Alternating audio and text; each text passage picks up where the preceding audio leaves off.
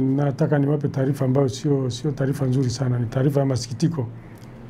Taarifa ambayo inahusu kifo ni kwamba tarehe 27 mwezi wa 5 mwaka 2025 majira ya saa 5 usiku na dakika chache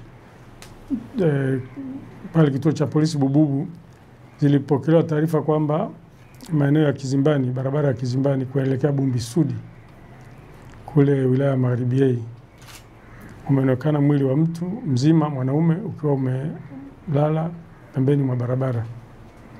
Kwa baada ya taarifa hizo kufikishwa kituo cha polisi, kaimu mkuu wa upelelezi wa wilaya ile ya Magharibi alikwenda eneo lile la tukio. Alipofika ni kweli alikuta mtu amefariki, mtu mzima mwanaume amevaa nguo zake, alikuwa amevaa kanzu. Kwa hiyo ikabidi sasa au atende ule mwili au ushughulikie.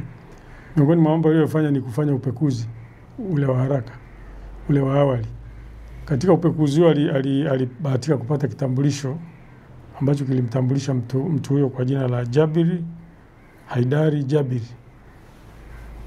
Kwa baada ya kujua jina lile na kuangalia mazingira, aliangalia mwili haukuwa na jeraha lolote.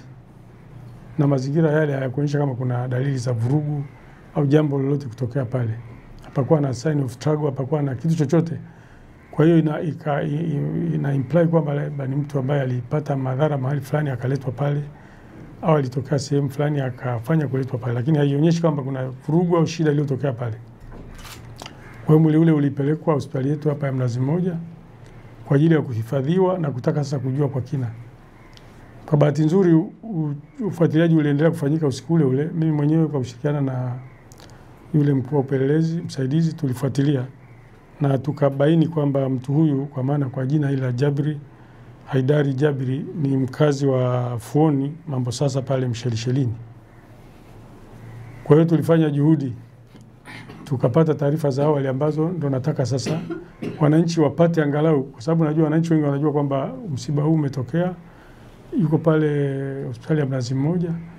Sasa baada ya kufanya uchunguzi wa awali, tulichobaini kwa awali ni kwamba huyu kweli ni mkazi wa pale Fuoni na pale alikuwa anaishi peke yake, lakini kwa bahati akawa ameajiri mtu wa kumsaidia shughuli pale, kijana wa kiume ambaye alikuwa anamsaidia shughuli zake za kawaida kama kupika, kufanya usafi na vitu kama vile.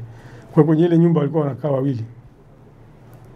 Na siku hiyo majira ya saa 12:30 alitembelewa na mtu ambaye ni kijana pia lakini wanafahamiana.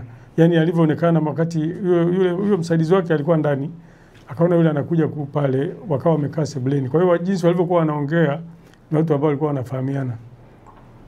Kwa hiyo wale waliongea pale kama nusu saa hivi. Baada ya nusu saa wakaja vijana wengine, watu wengine 5 wakajiunga pale. Lakini wale walikuja na gari ambalo alijulikana kwamba ni gari either Noah au hizi Alphard jeupe. Alikujulikana exactly ni gari la aina gani. Walivyoingia wale wakaongea naye kidogo pale, wakakaa kwenye saa 2:30 wakaondoka wote. Wale waliokuja na yule mgeni wake wa kwanza ambaye alimfungulia yeye, wakawa wameongea wakaondoka wote, wakapanda kwenye gari wakaondoka. Alivyomuuliza akasema nitakujulisha.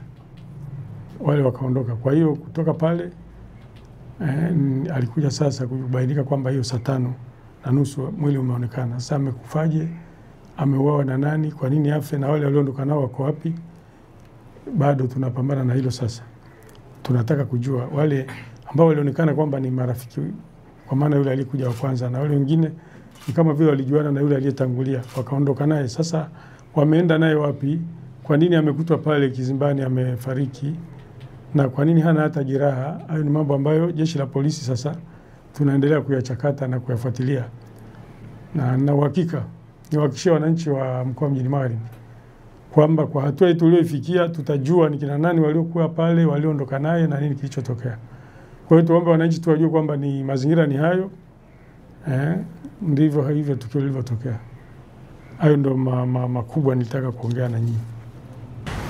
Ni taarifa ya kamanda wa polisi mkoa wa Mjini Magharibi Unguja, kamishna msaidizi wa polisi Richard Tadeo Mchovu amezungumzia kuhusiana na tukio la kifo cha Sheikh Jabir Haidar Jabir Al-Farsi ambaye ameonekana tayari ameshafariki dunia, na watu ambao walohusika na tukio hili mpaka sasa hawajajulikana.